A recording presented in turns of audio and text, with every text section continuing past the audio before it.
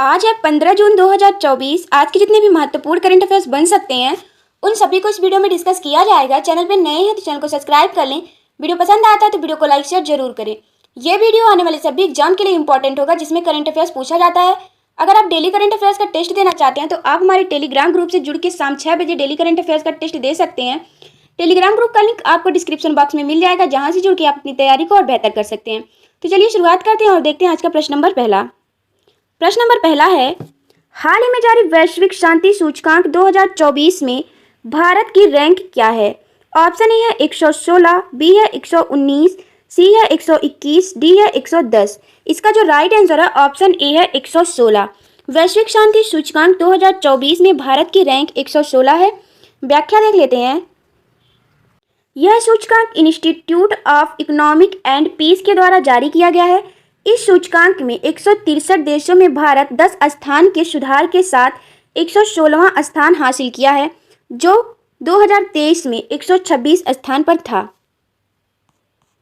इस सूचकांक के अनुसार आइसलैंड शीर्ष स्थान हासिल किया है, जो सबसे शांत देश रहा, जबकि अमन 163 स्थान हासिल किया है, जो कि सबसे अशांत देश रहा।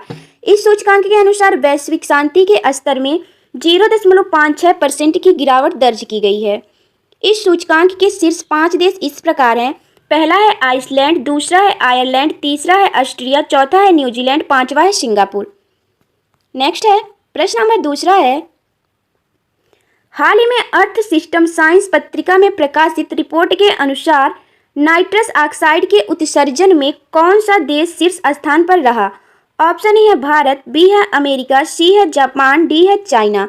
इसका जो राइट आंसर है ऑप्शन डी है चाइना। अर्थ सिस्टम पत्रिका साइंस में प्रकाशित रिपोर्ट के अनुसार नाइट्रस ऑक्साइड के उत्सर्जन में चाइना शीर्ष स्थान पर है। इस रिपोर्ट के अनुसार 2020 में वैश्विक मानव निर्मित नाइट्रस ऑक्साइड उत्सर्जन में चाइना का योगदान जो है 16% तथा भारत का योगदान 11% था। इस रिपोर्ट के अनुसार नाइट्रस ऑक्साइड उत्सर्जन के वैश्विक आकलन के अनुसार इस उत्सर्जन का प्रमुख स्रोत उर्वरक का उपयोग है। रिपोर्ट के अनुसार विश्व में 1980 से 2020 के बीच नाइट्रस ऑक्साइड उत्सर्जन में 40% की वृद्धि दर्ज की गई है। 2020 में मानव जनित नाइट्रस ऑक्साइड उत्सर्जन की मात्रा के हिसाब से शीर्ष 5 देश इस प्रकार हैं। पहला है चाइना, दूसरा है भारत, तीसरा है संयुक्त राज्य अमेरिका, चौथा है ब्राजील, पांचवा है रूस। नेक्स्ट क्वेश्चन है, क्वेश्चन नंबर तीसरा है, हाल ही में प्रकाशित आई हैव द स्ट्रीट्स एक कुट्टी क्रिकेट स्टोरी किस भारतीय क्रिकेट खिलाड़ी की आत्मकथा है? ऑप्शन ए है युवराज सिंह, बी है रविचंद्रन अश्विन, सी है हरभजन सिंह, डी है महेंद्र सिंह धोनी। राइट आंसर है ऑप्शन बी रविचंद्र अश्विन की। भारत के ऑफ स्पिनर रविचंद्रन अश्विनी ने लेखक सिद्धार्थ मोगा के साथ मिलकर अपनी आत्मकथा आई हैव द स्टेटस एक कुट्टी क्रिकेट स्टोरी लिखी है। यह पुस्तक पेंगुइन रैंडम हाउस इंडिया द्वारा प्रकाशित की गई है। इस पुस्तक में अश्विन के क्रिकेट स्टार बनने से पहले के जीवन को सूक्ष्म और स्पष्ट तरीके से दर्शाया गया है। नेक्स्ट है प्रश्न नंबर चौथा है, हाल ही में भारत के राष्ट्रीय सुरक्षा सलाहकार किसे नियुक्त किया गया? Option A Ajit Doval, B है पीके मिश्रा, सी है अमित खरे, डी है तरुण कपूर। राइट आंसर है ऑप्शन ए अजीत डोभाल को राष्ट्रीय सुरक्षा सलाहकार नियुक्त किया गया है। व्याख्या देख लेते हैं। अजीत डोभाल केरल कैडर के पूर्व आईपीएस अधिकारी हैं, जिन्हें लगातार तीसरी बार भारत का राष्ट्रीय सुरक्षा सलाहकार नियुक्त किया गया है। यह भारत के 5वें राष्ट्रीय सुरक्षा सलाहकार हैं। उन्होंने 30 मई 2014 को पद ग्रहण किया था। वरीयता तालिका में श्री डोभाल को उनके कार्यकाल की अवधि के लिए कैबिनेट मंत्री का दर्जा दिया जाएगा। नेक्स्ट क्वेश्चन है, प्रश्न नंबर 5वां है, हाल ही में भारतीय सेना को स्वदेशी man portable counter drone system प्राप्त हुआ। यह ड्रोन किसके द्वारा विकसित किया गया? ऑप्शन ए है डीआरडीओ, बी है गरुड़ एरोस्पेस, सी है Axiscades technology limited, D है हिंदुस्तान एरोनॉटिक्स लिमिटेड। इसका राइट आंसर है option C Axiscades technology limited स्वदेशी man portable counter drone system विकसित किया गया है। एक्सिस केट्स टेक्नोलॉजी लिमिटेड ने अपनी तरह का पहला man portable counter drone system विकसित किया है। मानव पोर्टेबल श्रेणी में भारतीय सेना में शामिल की जाने वाली पहली काउंटर ड्रोन प्रणाली है। नेक्स्ट है प्रश्न नंबर 6वां है, हाल ही में किस भारतीय खिलाड़ी ने फीडे विश्व अंडर-20 गर्ल्स चैंपियंस का खिताब जीता? ऑप्शन ए है दिव्या देशमुख, बी है भक्ति कुलकर्णी, सी है पद्मनी रावत, डी है कोनेरू हम्पी। राइट आंसर है ऑप्शन ए दिव्या देशमुख, फीडे विश्व अंडर-20 गर्ल्स चेस चैंपियंस का खिताब जीती हैं। दिव्या ने बुल्गारिया के बेलोस्लावा क्रास्तेवा को हराकर यह खिताब जीता। इस चैंपियनशिप का आयोजन गुजरात की गांधीनगर में किया गया। नेक्स्ट है प्रश्न नंबर 7वां है, हाल ही में किस राज्य सरकार के द्वारा मुख्यमंत्री मुन्नुइर काथु मुन्नुइर कप्पोम योजना की शुरुआत की गई? ऑप्शन ए है केरल, बी है तमिलनाडु, सी है आंध्र प्रदेश, डी है कर्नाटक। राइट आंसर है ऑप्शन बी तमिलनाडु में मुख्यमंत्री मुन्नुइर काथु मुन्नुइर कप्पोम योजना की शुरुआत जो है तमिलनाडु में की गई है। इस योजना के तहत तमिलनाडु राज्य सरकार वर्ष 2024-25 में पहले चरण में 20 करोड़ रुपए की लागत से 2 लाख एकड़ में हरी खाद की खेती की जाएगी।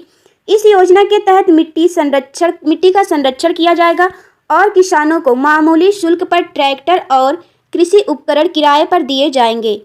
नेक्स्ट है प्रश्न नंबर 8वां है, हाल ही में घुड़सवारी में 3 स्टार ग्रां प्री स्पर्धा का खिताब जीतने वाली पहली भारतीय घुड़सवार कौन बनी? ऑप्शन ए है अर्पिता बिश्नोई, बी है अनीता विजय, सी है नीलम कुमारी, डी है श्रुति वोहरा। आंसर है इसका ऑप्शन डी श्रुति वोहरा। स्लोवेनिया के लिपिका में 3 स्टार ग्रां प्री प्रतियोगिता का आयोजन किया गया। पश्चिम बंगाल की श्रुति वोहरा 3 स्टार ग्रां प्री प्रतियोगिता जीतने वाली पहली भारतीय घुड़सवार बन गई हैं। नेक्स्ट है प्रश्न नंबर 9वां है, हाल ही में संयुक्त राष्ट्र संघ के रिपोर्ट के अनुसार 2023 से मई 2024 के बीच कितने मिलियन लोगों को जबरन विस्थापन का सामना करना पड़ा? ऑप्शन ए है 110 मिलियन, बी है 150 मिलियन, सी है 115 मिलियन, डी है 120 मिलियन। राइट आंसर है ऑप्शन डी 120 मिलियन। यह दुनिया की आबादी का लगभग 1.5% है, जो 2022 के आंकड़ों की तुलना में लगभग 10% की वृद्धि को दर्शाता है। वैश्विक विस्थापित जनसंख्या अब तक लगभग जापान की जनसंख्या के बराबर हो गई है।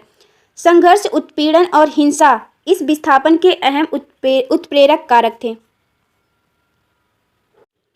नेक्स्ट है प्रश्न नंबर 10वां है, हाल ही में माता खीर भवानी मेला कहाँ आयोजित किया गया? Option A Jammu Kashmir, B है सिक्किम, सी है झारखंड, डी है असम। राइट आंसर है ऑप्शन ए जम्मू कश्मीर में माता खीर भवानी मेला जम्मू कश्मीर में आयोजित किया गया। नेक्स्ट है, हाल ही में किस राज्य के मुख्यमंत्री ने सामाजिक सुरक्षा योजना के तहत 100 करोड़ रुपए की मंजूरी दी है? ऑप्शन ए है तेलंगाना, बी है अरुणाचल प्रदेश, सी है कर्नाटक, डी है केरल। राइट आंसर है ऑप्शन बी अरुणाचल प्रदेश। अरुणाचल प्रदेश के मुख्यमंत्री ने सामाजिक सुरक्षा योजना के तहत 100 करोड़ रुपए की मंजूरी दी है। नेक्स्ट क्वेश्चन है, हाल ही में मिस्र और किस देश ने मिलकर चांद-ई 7 के लिए हाइपर स्पेक्ट्रल कैमरा बनाया? ऑप्शन ए है बहरीन, बी है फिनलैंड, सी है सऊदी अरब, डी है स्वीडन। इसका राइट आंसर है ऑप्शन ए बहरीन। मिस्र और बहरीन ने मिलकर चांद-ई 7 के लिए हाइपर स्पेक्ट्रल कैमरा बनाया है। नेक्स्ट क्वेश्चन है, हाल ही में अंतर्राष्ट्रीय पर्यटन मेला का आयोजन कहाँ किया जाएगा? ऑप्शन ए है कोलकाता, बी है ढाका, सी है काठमांडू, डी है नई दिल्ली। राइट आंसर है ऑप्शन सी काठमांडू में। अंतर्राष्ट्रीय पर्यटन मेला का आयोजन काठमांडू में किया जाएगा, नेपाल के। नेक्स्ट क्वेश्चन है, हाल ही में मध्य प्रदेश के किस बाघ अभयारण्य में पहली बार एक दुर्लभ 4 सींग वाला मृग देखा गया?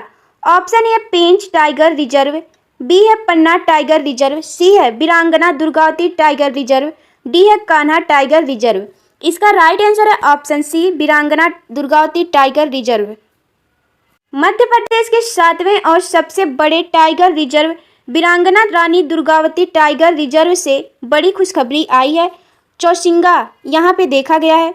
चौसिंगा भारत में पाया जाने वाला एक विलुप्त प्राय मृग है। नौरादेही टाइगर रिजर्व में चौसिंगा नजर आने से काफ़ी उम्मीद बढ़ी है। प्राकृतिक संरक्षण के लिए समर्पित अंतर्राष्ट्रीय संस्था IUCN international union for conservation of nature ने अपनी रेड अलर्ट सूची में रखा है। भारत सरकार ने भी वन्य प्राणी संरक्षण अधिनियम 1972 के अंतर्गत चौसिंगा को बाघ के साथ एक ही श्रेणी के संरक्षित सूची में रखा है। चौसिंगा जो है ये एशिया महाद्वीप में भारत और नेपाल में पाया जाने वाला मृग है। नेपाल में भी इसकी संख्या काफ़ी कम है। इसका वैज्ञानिक नाम टेटाटेरस क्वाड्रिकार्निस है। यह एक खूबसूरत छोटे आकार का मृग है। जन्म के कुछ समय बाद चौसिंगा के 2 सींग आते हैं। वयस्क होने पर चौसिंगा के 2 और सींग निकल आते हैं।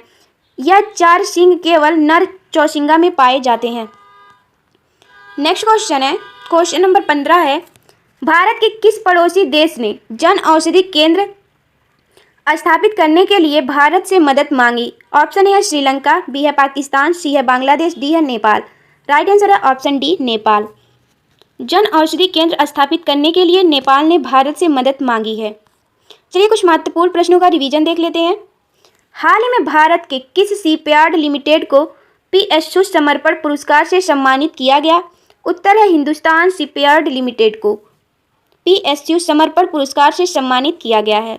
नेक्स्ट है, हाल ही में 77वें कांस फिल्म महोत्सव में all B image A light film के लिए ग्रैंड प्रिक्स जीतने वाली पहली भारतीय फिल्म निर्माता कौन बनी है? उत्तर है पायल कम्पाडिया।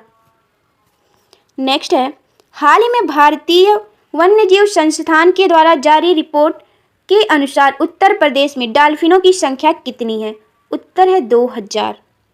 नेक्स्ट है, हाल ही में जारी world highest paid athlete ranking 2024 में कौन सा खिलाड़ी शीर्ष स्थान पर है? उत्तर है Cristiano Ronaldo. World highest paid athlete ranking 2024 में शीर्ष खिलाड़ी क्रिस्टियानो रोनाल्डो हैं। नेक्स्ट है, हाल ही में किस देश के द्वारा 10 वर्षों के लिए ब्लू रेजिडेंसी वीज़ा जारी किया गया? उत्तर है संयुक्त अरब अमीरात के द्वारा। हाल ही में किस देश के द्वारा दुनिया का पहला high speed 6G prototype device जारी किया गया? उत्तर है जापान। कल एक प्रश्न का उत्तर गलत हो गया था, जो कि प्रश्न नंबर 7वां था। अगर आप लोग नोट में लिखते हैं तो इसका आंसर आप लोग सही कर लीजिएगा। निजुत मोइना योजना किस राज्य सरकार के द्वारा शुरू की गई है? ऑप्शन ए है तेलंगाना, बी है छत्तीसगढ़, सी है असम, डी है मध्य प्रदेश। इसका राइट आंसर असम होगा। कल उत्तर में सिक्किम हो गया था, यह अपडेट कर लीजिएगा। इस प्रश्न का आंसर आप सभी को कमेंट बॉक्स में बताना है। जून 2024 में 50वें G7 शिखर सम्मेलन का आयोजन कहाँ किया जा रहा है? ऑप्शन ए है जापान, बी है इटली, सी है कनाडा, डी है जर्मनी। इसका राइट आंसर क्या होगा आप सभी को कमेंट बॉक्स में बताना है। आज की वीडियो में बस इतना ही। वीडियो पसंद आया तो वीडियो को लाइक करें, चैनल को सब्सक्राइब करें